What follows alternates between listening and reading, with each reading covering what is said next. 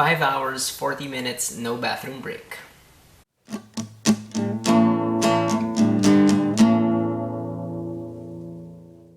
Mula sa Kung Ano Ang Noon, also known by its English title From What Is Before, is written and directed by Lav Diaz and stars a lot of people. Now, it's a bit hard to say what this movie is about exactly, but the most I'll say is that it's set in this village in the years before martial law in the Philippines, and you kind of get to see and observe how these people live their lives until organized religion like Christianity and the politics begins to enter the scene, and we begin to see how their lives change, especially at the onset of martial law. Now, apologies in advance if this review seems a bit structureless, because for one, that's just what I get for falling behind on my reviews and forgetting the specific points of criticism that I wanted to make. And number two, Lav Diaz movies really are just kind of difficult to describe because, not just because they're long, but because they're always so thematically complex. However, I did enjoy myself watching this movie. I don't think that the length is justified, I'll get to that later, but I think the presentation here is beautiful and it has a surprisingly emotional story. Now, I said this in my review for Norte, Hangganan and Kasaysayan, which was his movie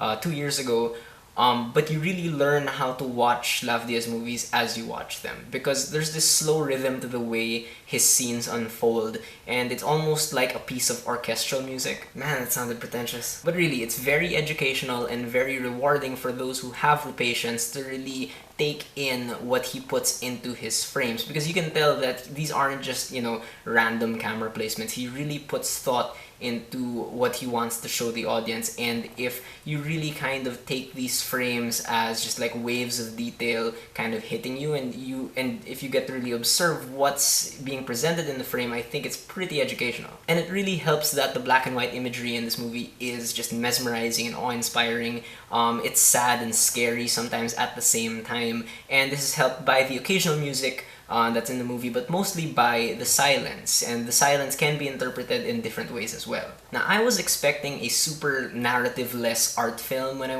went into this movie, but I was surprised at how many characters there were that really had full arcs that you could get invested in. And what's cool is that every single character here interacts with every other character, so you really get a sense that this is, a living, breathing town with real people in it. And in terms of like what the movie's about thematically, there's a lot of things in there in my opinion, but it really kind of boils down to it being a statement on how the country has changed from its beginnings with like native tribes and whatnot to Philippine politics as we know now. And it's something that I don't think I'll ever get tired of seeing, because there's still so much truth to it now. And the acting in this movie is great across the board. Perry Dizon is great, as he's pretty much the closest thing we have to the protagonist in this movie. Roder Camanag kind of goes down a similar path that Sid Lucero's character goes through in Norte, and he has less time to do it, but he does it really well. Miles Canapi is like the fan favorite here because she's the funniest one, she's the liveliest one, and the way they put her into the movie is she's very well placed, and she's really just like the shot of life in the movie. But for me, my favorite performances were from Hazel Lorenzo and Karenina Haniel. They stole the show for me because they played these two sisters, one of which, Karenina Haniel, has autism, I believe, and she really sold me that she had autism. Like it was so believable and kind of harrowing to watch, because they really do have the most harrowing arc. But Lav Diaz really is the star of all of his movies, and I have great respect for him as a filmmaker. Maybe not so much as a person. That's another story. But yeah, it's really impressive how his style and his content nowadays are practically inseparable, and he really makes you appreciate the details in mundanity. I think that's why a lot of his movies are long, and that's why I think he's really made a mark on the Philippine cinema. I do have issues with the movie though. For one, there's some stretches of dialogue throughout the movie that can get a bit too heavy-handed, especially the last conversation that happens, which is about 15 minutes long or something. And for me, it's just not as effective in furthering the story. They don't do the job as well as the images do. And it's hard for me to say why I think this movie is overlong and why the length for me is not justified.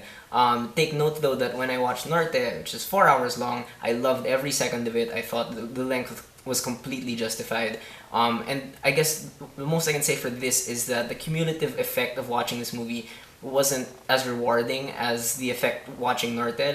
It's just like little scenes scattered throughout the movie that I felt were a bit unnecessary or a bit too long, and it ended up kind of hurting my impression of the movie as an entire product. It also could have ended quite some time earlier. Like, I just didn't think it needed like maybe the last 15 minutes. I thought it would end with a really powerful image, but it kept going and it ended on like a less impressive image. I don't know. But don't get me wrong, I still think this movie is pretty good. I still definitely think it's worth checking out. It's a bit overrated in my opinion, but it's really something you have to see if you want to get into Philippine cinema. Alright, so those are my thoughts on Mula sa Kung Ano Ang Noon. So have you guys seen it? If you have, what do you think about it? Whether you agree with me or not, please leave me a comment. Let's have a conversation.